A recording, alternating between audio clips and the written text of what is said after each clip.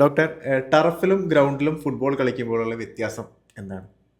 ആ അത് നല്ലൊരു ചോദ്യമാണ്.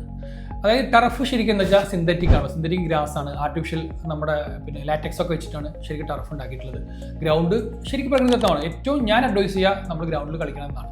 കാരണം അതിനകത്ത് നമുക്ക് ഫ്രഷ് എയർ ഉണ്ട്, എനർജി ഉണ്ട്, നമ്മൾ മണ്ണിലാണ് കളിക്കുന്നത്, നമ്മുടെ കാലിന് കൺട്രോൾ ചെയ്യാൻ പറ്റും, മൂവ്മെൻറ്റുകൾ കൺട്രോൾ ചെയ്യാൻ പറ്റും. ഇതൊക്കെ ഗ്രൗണ്ട് കളിച്ചാൽ കിട്ടും. പക്ഷേ ടർഫിലാകുമ്പോൾ വെൽ മെയിൻറ്റൈൻഡ് അല്ലെങ്കിൽ നമുക്ക് രോഗങ്ങൾ വരാനുള്ള സാധ്യതയുണ്ട്. കാരണം ഇത് കെമിക്കലാണ്, ഈ ലാറ്റക്സ് ഒക്കെ. ഇതിനകത്ത് കാഡ്മിയവും ലെഡൊക്കെ ഉള്ളതുകൊണ്ട് നമുക്ക് എന്ത് ചെയ്യാം, കാർസിനോജൻസ് ഒക്കെ ഈ ക്യാൻസർ ഉണ്ടാവാനുള്ള സാധ്യതയുണ്ട്. അതോടൊപ്പം തന്നെ നമ്മളെ ട്വിസ്റ്റ് ആവാൻ, ഇത് നമ്മുടെ ആംഗിൾ ട്വിസ്റ്റ്, സ്പോർട്സ് ഇഞ്ചുറി ഏറ്റവും കൂടുതൽ ഇപ്പോൾ നമുക്ക് ക്ലിനിക്കിലൊക്കെ വരുന്നത് ഈ ടർഫിൽ കളിച്ചിട്ടാണ്. കാരണം നമുക്ക് കൃത്യമായിട്ട് നമ്മുടെ മൂവ്മെൻറ്റ് അളക്കാൻ കഴിയില്ല. അതായത് മൂവ്മെൻറ്റിൻ്റെ ഇളക്കങ്ങളെ അല്ലെങ്കിൽ നമ്മുടെ ട്വിസ്റ്റിങ്സും ഹിറ്റൊന്നും നമുക്ക് കറക്റ്റ് കാൽക്കുലേറ്റ് ചെയ്യാൻ പറ്റില്ല.